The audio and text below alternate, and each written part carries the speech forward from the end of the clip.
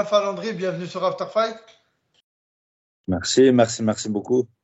Comment tu vas? Ça va très bien et toi? Ben, ça va impeccable. Bien rentré de la Londe, justement, tu reviens victorieux. Tu as défendu ta ceinture à la Londe les Morts. Donc, Yes, le dernier, ouais. avant qu'on revienne un petit peu sur ta victoire, Ouais, je voudrais qu'on retrace un petit peu ton parcours. Tu es donc un combattant qui vient de la boxe française, c'est bien ça, Romain? tout à fait, ouais. Moi, je viens de la salle de boxe française, ouais, à l'origine, ouais. Aujourd'hui, tu as quel âge?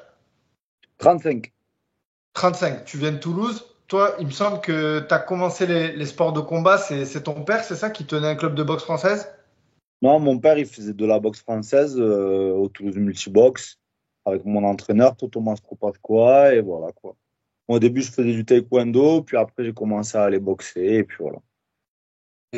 Et comment tu as fait la transition justement du taekwondo à la boxe française? Est-ce que c'est parce qu'il y avait ce club-là ou parce que ce sport, il t'attirait plus?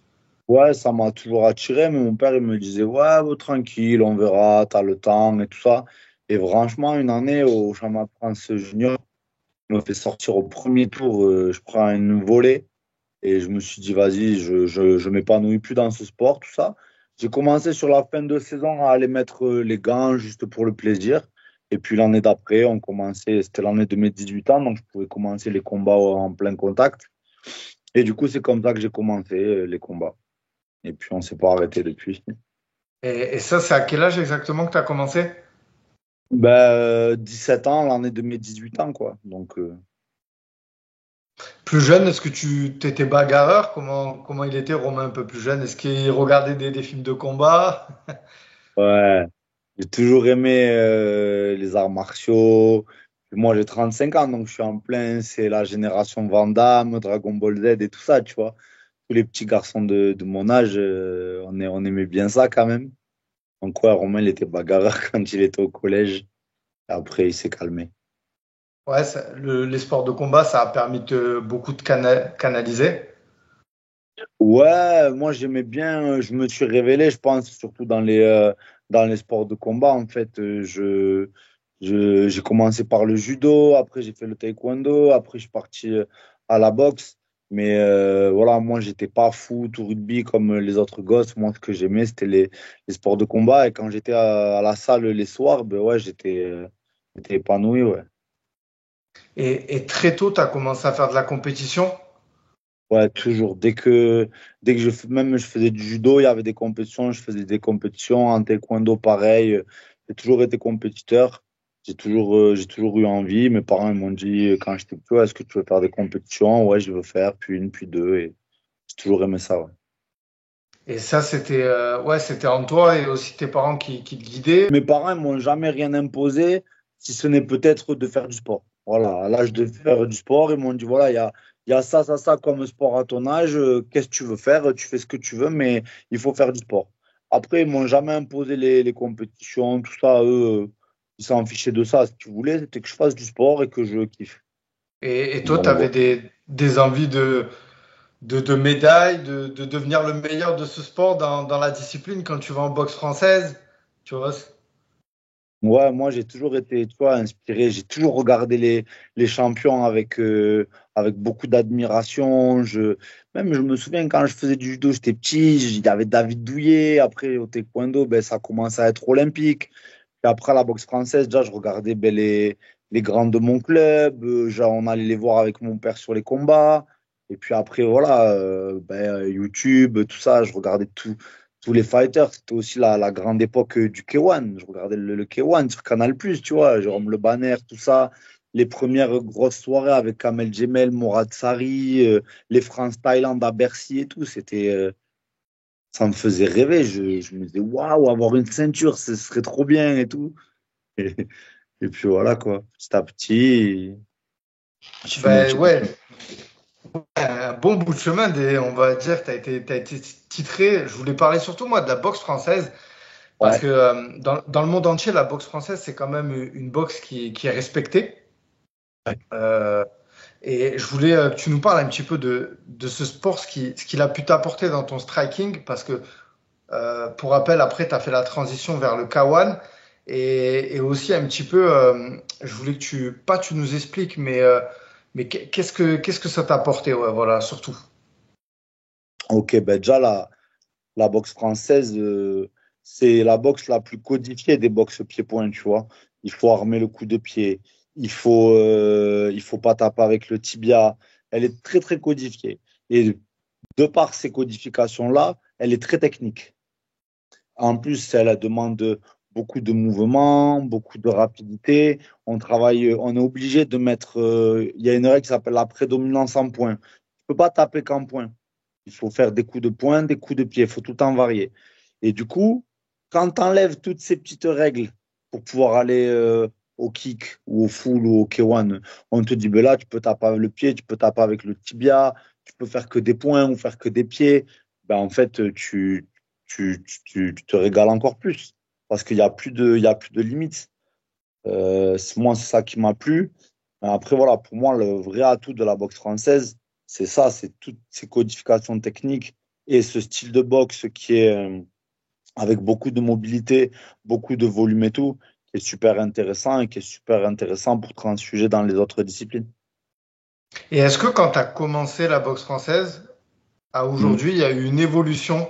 Tu parles qu'elle est technique, mais est-ce que le sport, il a évolué? Tu vois, par exemple, ben, sur After Fight, on parle beaucoup de MMA. Le MMA, c'est un sport bon, qui est bien sûr qui est plus récent que la boxe française, même si ça a commencé en 1993, mais c'est un sport qui, avec le temps, a évolué. Est-ce qu'on peut dire la Bien même sûr. chose, la boxe française? Moi, je pense que forcément, et c'est un peu dans tous les sports, avec l'essor de la prépa physique, où on est de plus en plus pointilleux, forcément que la boxe française a évolué, même si en France, bon, ben, c'est les Français, c'est les meilleurs en boxe française, et qu'on a toujours eu des grands, grands champions qui ont traversé toutes les époques en boxe française. Forcément qu'elle a évolué. Maintenant, aujourd'hui, elle se trouve, je trouve, un petit peu dans un creux et ça me fait vraiment mal au cœur de le constater, de le ressentir. C'est qu'aujourd'hui, on pêche à avoir voilà, le, voilà, le vivier est un peu, se vide un petit peu en boxe française et c'est dommage. C'est dommage parce que c'est la meilleure école pied-point pour moi. Et c'est vachement intéressant ce que tu me dis. Est-ce que tu penses qu'il y a des réponses à ça, justement, le fait qu'elle stagne un peu? Est-ce que c'est parce qu'il y a d'autres disciplines comme le MMA? Est-ce que c'est parce que le K1, le kickboxing aussi a pris un tel essor tu vois? Est-ce que tu l'expliques ça ou t'as pas vraiment la réponse? Moi, tu vois, je pense que bon, déjà, le MMA, il a fait du mal à tout le pied-point, tu vois. Aujourd'hui, tu arrives, tu as 12 ou 13 ans, tu as, le MMA, tu as tout ce qu'il y a autour. Tu vois, l'UFC, les réseaux sociaux, l'argent, tout ça. Moi, je pense qu'aujourd'hui, un minot de 12 13 ans, il met les gants ou il fait de la lutte depuis 2 3 ans. Il a envie d'aller faire du MMA, tu vois. Et pas de la boxe Mais, française, ouais. ouais, mais la boxe française, elle est tellement spécifique que pour moi, elle pourrait réussir à garder des gens. Tu vois, t'es kicker, tu fais de la taille, tu mets quand même des genoux, tu mets quand même des coudes et tout. La boxe française, elle est vraiment spécifique et elle pourrait tirer son épingle du jeu peut-être par rapport à tout ça parce qu'elle est spécifique. Il y a les chaussures, il y a les coups de pied armés, pas tibia, tout ça. Malheureusement, voilà, je pense qu'on est un peu dans un creux où, voilà, où on manque un peu d'athlètes, de monde, alors que bon, il y a du renouvellement sur le staff de haut niveau avec des très bonnes personnes qui font un excellent travail. Donc moi, j'espère que la boxe française, elle va repartir de plus belle parce que c'est une très très bonne école. Et toi, tu as été 4 fois champion de France, Euh, deux fois champion du monde, champion d'Europe aussi. mm, Tu me dis si je me Moi, trompe, hein. ouais. Alors j'ai été 2 fois champion d'Europe et 2 fois champion du monde en boxe française. Une fois en mi-lourd, une fois en lourd. Du coup, donc pour les deux, Europe et monde. Car, mi-lourd, en fait, c'est moins de 85 et poids lourd, c'est plus de 85. Ça veut dire que tu tournes à 90-95 kilos, tu boxes en lourd, tu vois. Donc voilà, Et donc moi j'ai ouais. de KT, puis j'ai été 5 fois champion de France au plus haut niveau en élite A. Toi, tu as été, donc on peut dire, dans la boxe française au plus haut, en fait. C'est peut-être pour ça que tu as fait la transition vers le kickboxing? Oui, voilà. Alors moi, depuis le début, parce que bon, j'ai quand même fait mon premier combat en K1, j'avais 20 ou 21 ans. Donc moi, déjà, depuis le début, dans ma façon de voir les choses, c'était d'essayer de tout gagner en boxe française, mais après d'aller aussi me mesurer aux autres fighters, du kick et tout ça. Maintenant, ce qu'on s'était toujours dit avec mon coach, c'était d'abord, faut vraiment être expert dans une discipline pour pouvoir après aller à droite, à gauche et pour pas s'éparpiller. Bon, du coup, à 20, 21 ans, bon, c'est pas longtemps non plus, hein, c'est les opportunités qui ont fait ça, un combat dans un gala en kick, puis après j'ai adoré. Puis je reviens sur cette époque hein, de ce qu'on voyait à la télé, le K1 et tout, donc forcément ça faisait rêver aussi d'aller boxer dans cette discipline. Ouais, et donc en K1, tu as fait énormément de combats. Pareil, tu as pris des titres, t'as été champion du monde. Même là, encore Ouais, actuellement, je veux dire, t'as été si, t'as le titre WACO. ouais. Et Que t'es- WKN, j'ai Waco en kick, Waco Pro en kick et WKN en K1.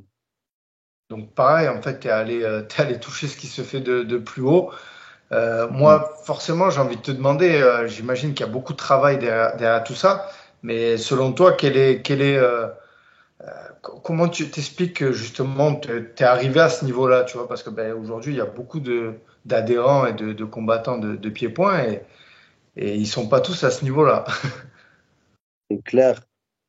Alors vraiment, peut-être que ça serait mes entraîneurs qui pourraient te répondre mieux que moi. Moi, par contre, ce que je sais, c'est que ben, déjà, j'ai jamais rechigné à l'entraînement. J'ai fait tout ce qu'il fallait faire, tout ce qu'on me disait de faire. J'y allais, il faut aller courir le dimanche, il pleut, ben, tu vas courir le dimanche, il pleut. Il faut aller faire sparring, faut se faire mal à l'entraînement. Je pense pas être un doué à la base. Je pense pas être un mec super doué à la base. Par contre, là-haut, tu disais, je savais où je voulais aller, je savais ce que je voulais réaliser, et j'étais prêt à tout et à mettre ma vie entre parenthèses pour ça. Ma vie, depuis que j'ai 17 ans, la priorité, c'est la boxe. Je fais tout en fonction de la boxe pour pouvoir performer en boxe. Et après, ben, pareil, hein, au début, tu sais, je venais de la boxe française. J'ai pas fait une carrière où on choisissait les fighters ou quoi, hein. Je venais de la boxe française, je prenais ce qu'il y avait, hein. Je veux boxer là, ouais, je boxe là-bas. On a fait des trucs de fou des fois, mais voilà, j'étais prêt à tout pour me mesurer aux autres et montrer que j'étais là, quoi, et que je pouvais avoir ma chance. Ben, je te rejoins parce que justement, en faisant des recherches sur toi, j'ai pu voir que tu avais affronté un nom qui sur After Fight, on apprécie énormément, hein, c'est Israël Et, Adesanya. C'est inévitable que je t'en parle pas. Mais surtout, c'est la manière dont tu l'as affronté. Parce que il me ouais, semble, si je dis pas de bêtises, tu es le seul Français à avoir mis les gants avec Israël Adesanya dans une époque où il était excellent en kickboxing, avant qu'il y ait ouais. l'ascension qu'il fasse au MMA. C'était en 2016. Tu l'as affronté en Mm. short notice parce que tu as été prévenu au mois d'août et tu l'as Ouais, affronté. voilà, Enfin, un mois, un peu moins d'un mois et demi, je crois. donc voilà, rendez-vous compte la dinguerie et aussi sans ton coach. Ouais, c'est ça, Ouais, exactement. En fait, il me semble que c'était quelque chose d'assez important pour toi qui t'a impacté pour ta prépa, quoi. En plus d'être en préavis d'un mois, quoi.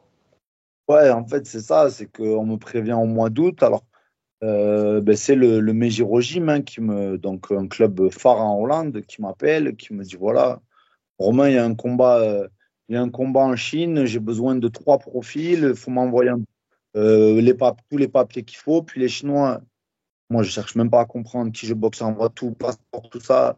Ok, bon, ben, c'est toi, je pense que ben, j'avais été le premier à tout renvoyer, donc voilà.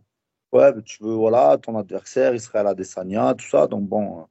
Forcément, je regarde, j'en parle à mon coach, parce qu'on me dit, tu peux pas partir. Voilà, si tu pars, c'est avec André Manhart, l'entraîneur du Major Gym. Tu pars avec lui, quoi. Donc, du coup, ben, on regarde et tout. Puis bon, ben, là, on voit qu'il y a client quand même, quoi. Que mon entraîneur me dit, des mecs comme ça, on en a jamais boxé. On dit, donc là, si on fait les choses, on a un mois, faut les faire bien, faut bien gérer le poids, faut que tout soit parfait. Parce que un mec comme ça, on n'a jamais boxé, il me dit, et je te dis ça pour aussi ta santé, voilà. Enfin, Toto, mon entraîneur, c'est comme un deuxième père. Il a l'âge de mon père, c'est le meilleur ami de mon père. Il a entraîné mon père. Voilà, c'est un deuxième papa. Il m'a dit, donc là, pour ta santé, pour tout, faut qu'on fasse les choses vraiment bien. Et du coup, ben, moi, j'ai signé, puis je suis parti tout seul en Chine. J'ai Et pas dit tout seul en Chine. avant ça, tu avais déjà entendu son nom, à Israël Adesanya dans le pied-point, ou toi, c'est vraiment à l'annonce de cette opportunité? J'en avais déjà entendu parler parce que Cédric Doumbé, lui, il était déjà au Gloria Ferro aussi. Ouais. C'était l'organisation où on s'est boxé. Cédric Doumbé boxait là-bas et Israël Adesanya boxait là-bas aussi.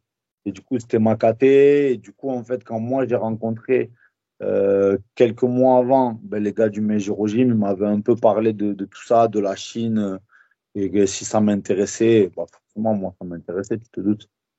Et du coup, voilà, quand on est parti boxer Israël en Chine, là, avec André Manhart, j'avais été faire une semaine avant au Mejiro pour ben, apprendre à le connaître, voir comment ça se passe, tout ça. Et puis après, ben, je suis parti, j'ai fait Toulouse, la Chine là-bas, je les ai rejoints directement là-bas, donc tout seul. J'ai dû passer une nuit à Shanghai en escale. Mais jamais je vais me perdre là-bas, c'est écrit en chinois, tu vois. Moi, je me voyais. Wow. Et du coup, voilà, mais Et ça a été une affaire incroyable. ouais, défaite à la décision, c'est un combat qui était quand même serré, très Oui. serré. Est-ce que Mm. tu as une anecdote à me raconter vis-à-vis de ce combat? Est-ce qu'il y a quelque chose qui, tu as un souvenir de ce combat? J'imagine peut-être qu'il y a un peu de regret de se dire si j'avais eu plus de temps de me préparer, mon coach, j'imagine que le C'est ça. résultat aurait été différent. Ben, déjà, le truc, c'est que, tu vois, bon, là, il y a déjà pas mal de monde qui me disent, ouais, nous, on te voit devant, les deux premières, elles sont pour toi, tout ça. Je pense que je fais pas assez la différence pour taper le champion chez lui, tu vois. Maintenant, c'est clair que ben, tu te dis, attends, mais si moi, j'étais parti avec Toto et qu'on avait pu faire vraiment une bonne prépa de A à Z, tout ça, ouais, ça peut clairement changer la donne, ça, c'est sûr. Maintenant, bah, ça s'est fait comme ça. Et puis ça m'a pas, en montant sur le ring et tout, ça m'a pas pensé à tout ça. Je pensais qu'à une chose, c'était, j'ai ma chance de d'écrire mon histoire, j'ai ma chance de tout péter, c'est maintenant en fait. Et voilà, j'ai tout tenté, hein. Après, je me suis dit, ah, j'aurais peut-être dû plus le serrer, j'aurais peut-être dû plus, mais il y en a plein aussi, ils ont essayé et puis ils n'ont pas fini le combat, tu vois. Bien Donc sûr. c'est un fighter très intelligent, qui a un bon timing, qui contre bien et qui joue pas mal avec tes nerfs, tu vois. Il faut rester vraiment calme dans sa tête et rester intelligent et rester dans le game plan. Et il y en a plein qui se sont emportés pour essayer de l'attraper et le crever, mais hey, il est pas manchot le type. C'est marrant que tu me dis ça parce qu'il combat ce week-end. Donc, tu vois la coïncidence. Et est-ce que tu as, suivi ces combats, le suite de sa carrière à la suite de votre combat? Est-ce que vous avez créé des liens? Est-ce que même tu as voulu regarder sa transition MMA? Qu'est-ce que tu penses Ouais. de ces combats face à Pereira? J'imagine que tu connais Pereira aussi. Incroyable. Pour moi, c'est vraiment une performance incroyable. Bon, donc, pour répondre à ta première question, ouais, j'ai évidemment bien suivi sa transition parce que derrière, il est parti au Glory après m'avoir boxé. Il a fait deux combats, il est parti au Glory. Derrière, il perd pour la ceinture du Glory, il part à l'UFC. Donc, j'ai suivi évidemment tout ça. Israël et moi, on n'est pas restés en contact, tu vois. Bon, lui, il a pris une hype de fou, tu vois. Et du coup, ouais, mais contre Pereira, pour moi, c'est incroyable parce que en fait, tu vois, Pereira, c'est le monstre qui te hante la nuit, tu vois, quand tu es à Adesanya. Il te bat deux fois, il te met KO. L'UFC le signe, pour moi, hein, l'UFC le signe que dans une seule optique, c'est qu'il vient te détrôner. Et le mec, chemin faisant, tac, tac, il arrive. Doucement, il gratte à la porte, il arrive. Il arrive à l'UFC, il te bat, il te remet KO. C'est la bête noire, vraiment. Je te dis, le monstre sous ton lit, le mec. Et là, tu fais le quatrième combat. Tu as enterré le mec. Et là, tu reviens de chez les morts et tu portes le mec KO. Tu vois, moi, cette histoire, je la vois comme ça. C'est la force. mental qu'Israël a eu pour sortir de tout ça, ça me laisse sans voix. C'était magnifique. Et justement, toi, est-ce que à la suite, quand tu vois sa carrière, est-ce que Ouais. ça t'a un petit peu, ben, j'imagine, parce qu'il y a une question que je voulais te poser, c'était pourquoi t'as pas été au Glory ou au ONE FC? Pourquoi ces grandes organisations, elles t'ont pas approché? Est-ce que c'est un manque d'opportunité, de management? Comment ça se fait qu'avec ton parcours, tu n'aies pas touché ces organisations-là encore? Il y a eu des touches au Glory, il y a eu des touches, mais ça l'a jamais fait. À l'époque, j'étais à 85, il y avait déjà deux Français, il y avait Yacine Hagan et Mehdi Bouanan.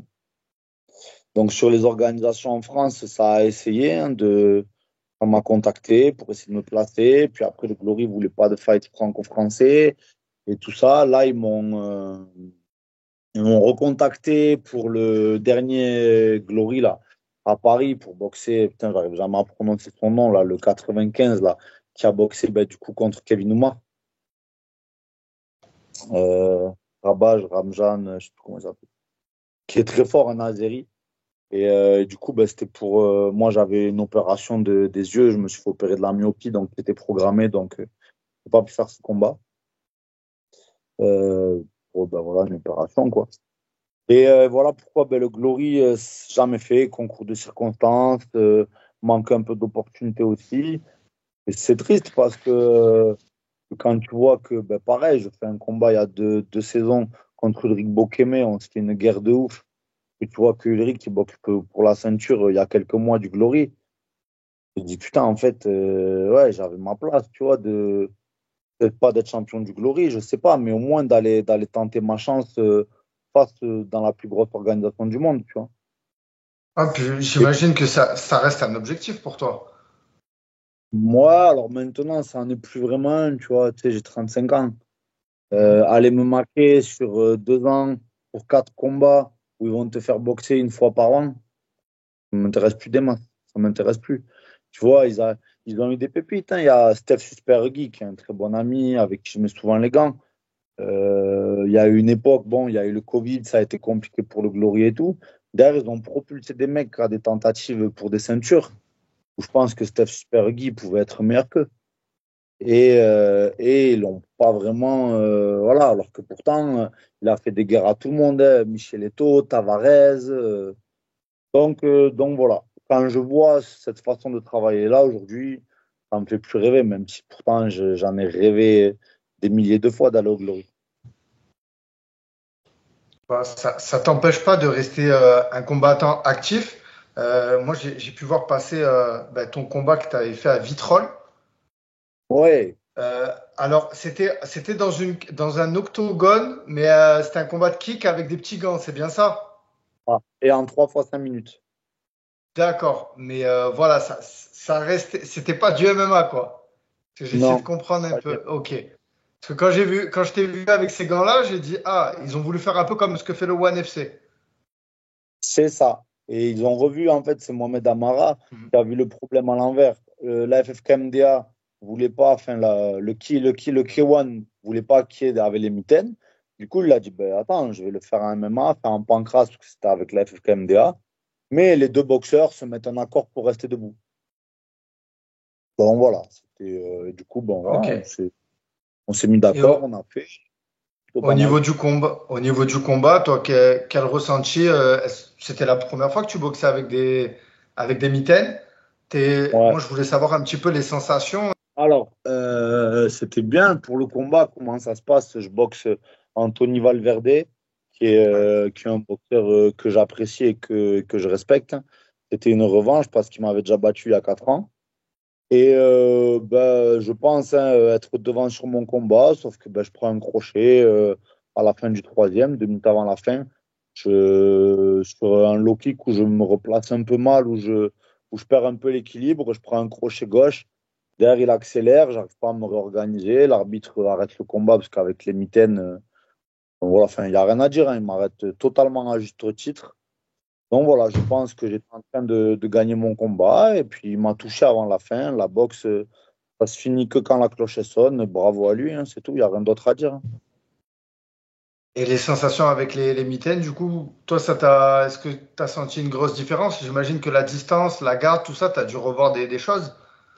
C'est ça, exactement. Donc là, il y a toute la distance à revoir parce que tu peux pas rester front contre front comme des fois tu peux faire avec les gros gants à boxer. Là, tu travailles sur des liaisons plus courtes, hein, 1-2, 1-2, 3.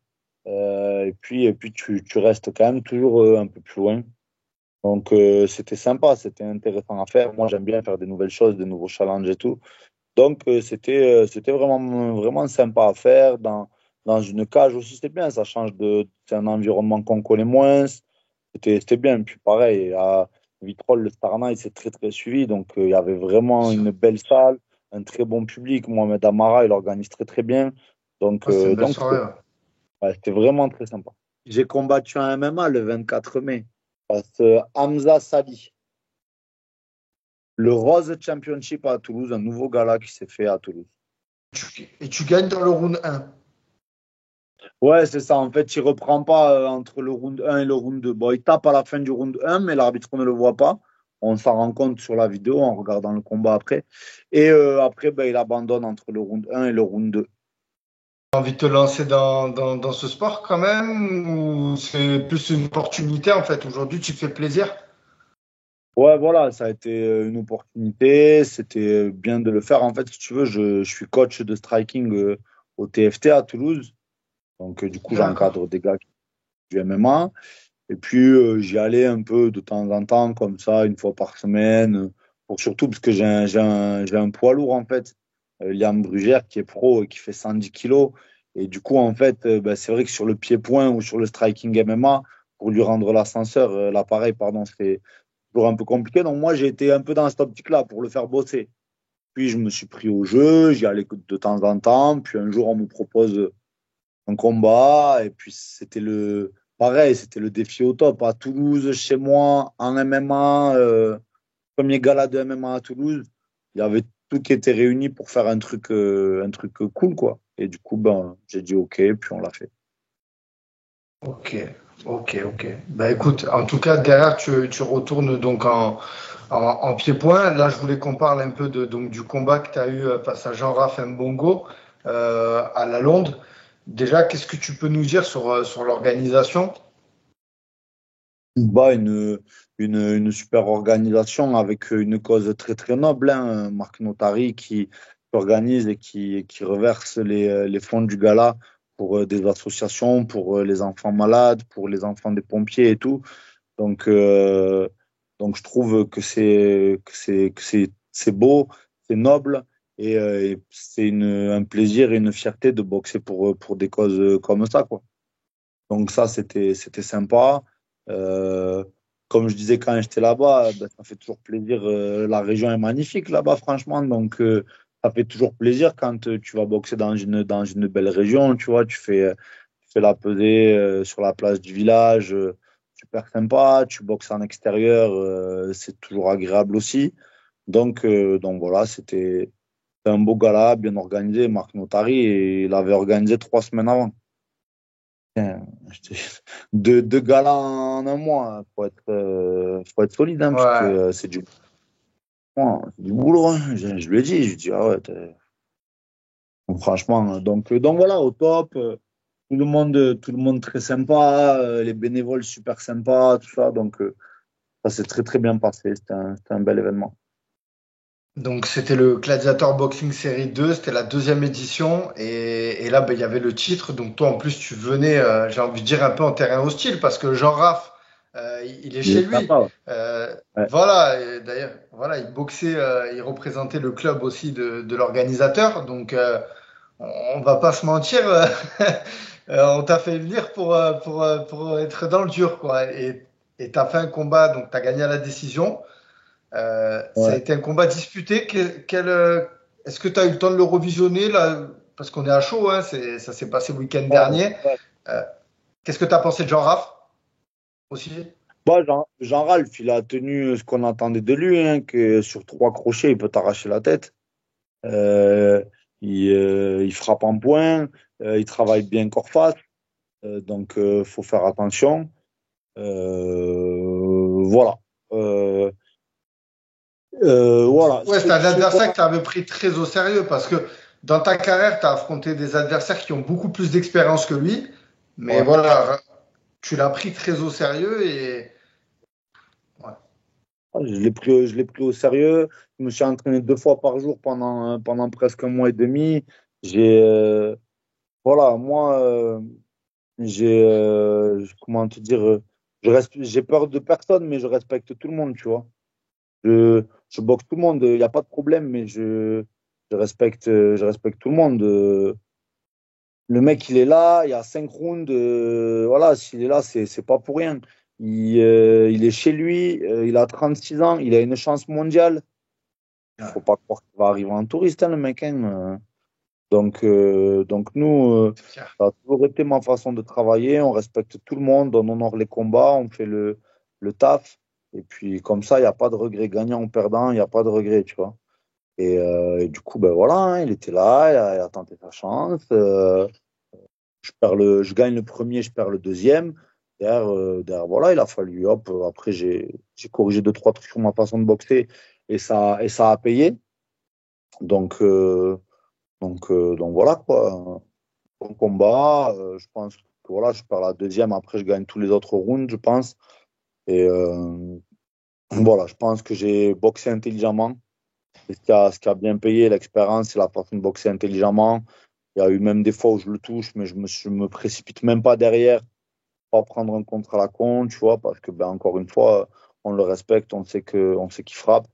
Et du coup, voilà, j'étais bien parce que je me suis pas senti court physiquement, tu vois. S'il avait fallu faire des rounds en plus, j'aurais pu les faire. Donc voilà, je suis content de la façon dont j'ai géré mon combat, où j'ai pris les rounds les uns après les autres, où je suis resté bien dans le game plan et où tout ce qu'on a travaillé a fonctionné.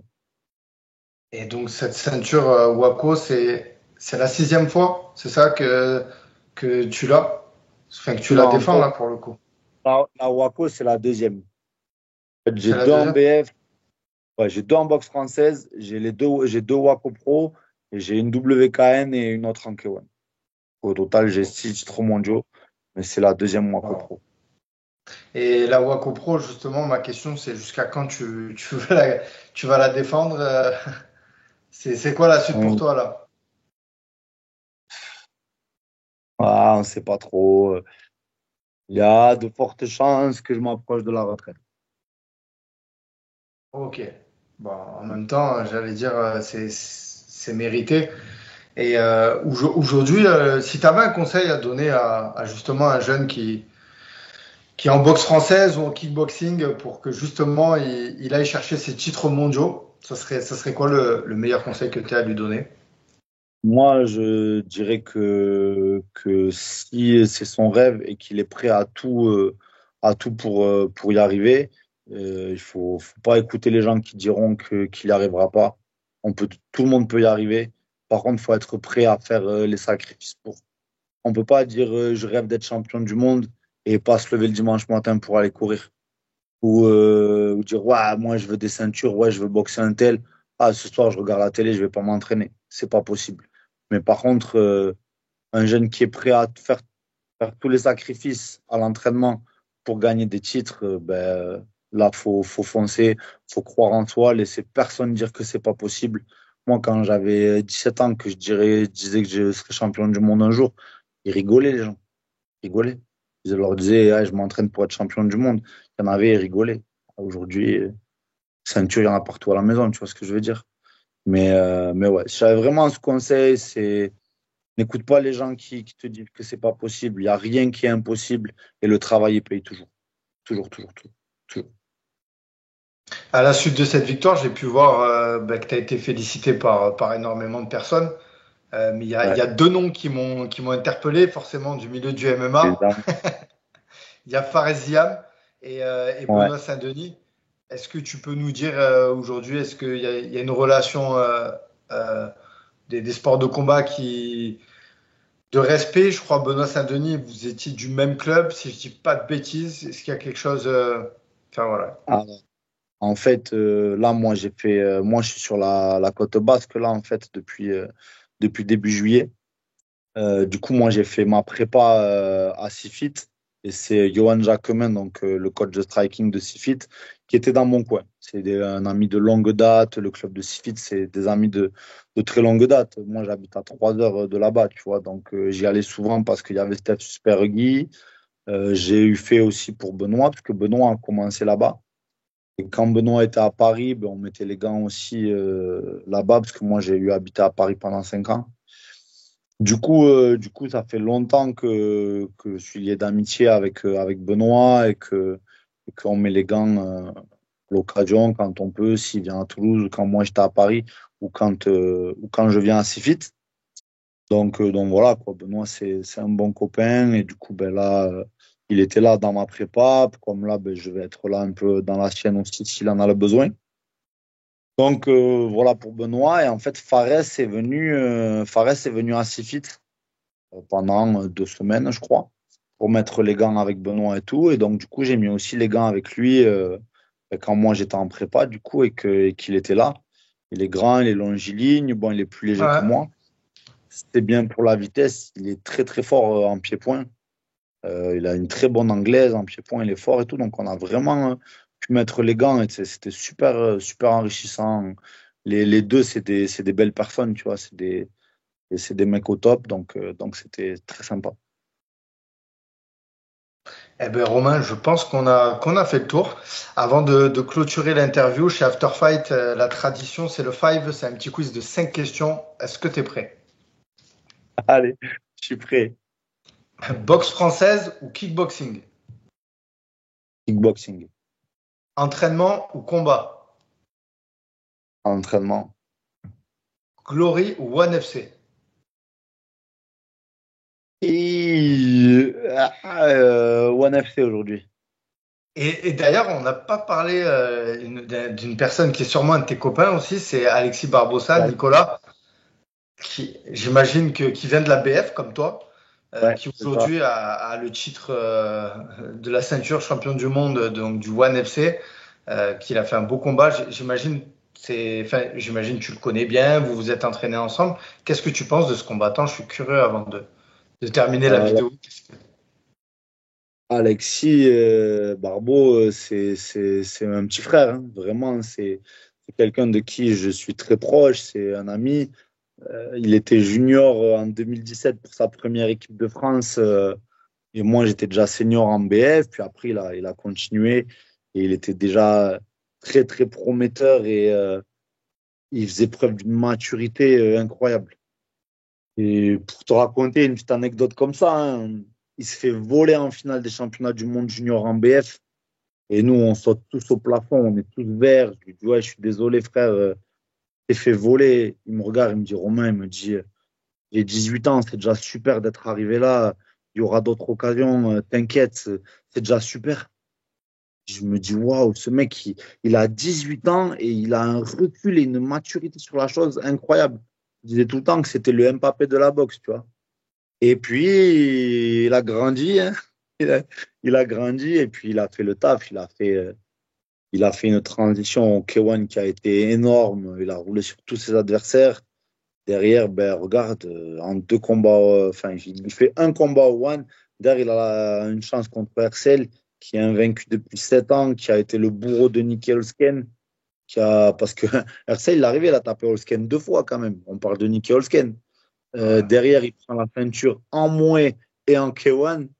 Et là t'as le petit Barbeau, il arrive et il le bat. Et là, il va le rebattre d'ailleurs. Donc, c'est magnifique. Je suis heureux pour lui parce que c'est pareil, c'est vraiment un acharné de travail. Il est doué, il travaille comme un fou. C'est un super gars. C'est un amour de mec. Et du coup, il a ce qu'il mérite. Ton meilleur souvenir dans les sports de combat? Waouh! Mon meilleur souvenir dans les sports de combat, là, comme ça, je pense, ben, finale du championnat du monde en 2017 en boxe française. C'était organisé à Toulouse, au Palais des Sports à Toulouse. C'est mon club qui avait organisé. On était 3 du club en finale monde. Il organisait les 3 finales. Et je fais un gros, gros combat contre un Iranien qui veut m'arracher la tête. Je le mets KO à la cinquième après un combat où tout le monde retenait son souffle, je crois. Et je le mets KO à la cinquième sur un high kick. Ça a été l'explosion. Ça a été là le premier qui me vient comme ça, c'est celui-là, quoi. Même s'il y Et en a ton, plein qui sont magnifiques. et ton repas préféré, hors diète, hors préparation, quand tu es tranquille? Mon repas préféré. Ah, j'aime les pizzas, j'aime les sushis et tout, mais vraiment le préféré de quoi je pourrais pas me passer, ça serait des pâtes, tu vois, des pâtes carbo ou des pâtes bolo ou des pâtes au saumon, vraiment, ouais, ça je pense, j'aime trop les pâtes. Eh ben, super, Romain. Ben, écoute, moi, je te remercie pour ton temps. C'était vraiment un plaisir et un honneur de t'interviewer. Tu as un Merci grand beaucoup. nom des sports de combat en France, donc c'était vraiment un honneur de te faire passer sur After Fight. Je voulais Merci. encore te remercier, te souhaiter le meilleur, que si Merci. tu prends ta retraite, ben, une bonne retraite parce que c'est mérité. 6 titres mondiaux, c'est énorme. Et voilà, encore merci d'être venu. Avant de clôturer le podcast, si je vais te laisser le mot de la fin, bien évidemment, et si tu as des personnes à remercier, des coachs, des sponsors, des personnes qui t'ont aidé ou un message à faire passer aux personnes qui seront restées jusqu'à la fin du podcast, c'est toi qui as le mot de la fin. Ben, merci à tous d'avoir été avec nous et d'avoir suivi ça. Merci à toi de m'avoir invité, c'était très sympa, j'ai passé un très bon moment et je te souhaite que de la force pour ta chaîne. Et puis voilà, merci juste à tous les gens qui me soutiennent de près ou de loin, depuis 15 ans ou même juste depuis hier. Tous les gens qui sont dans le petit cercle qui sont là. Et, euh, et si je peux inspirer des jeunes, donner envie à des jeunes, ça sera toujours ma plus grosse fierté. Si je peux inspirer des jeunes et voilà. Je vous souhaite le meilleur à tous.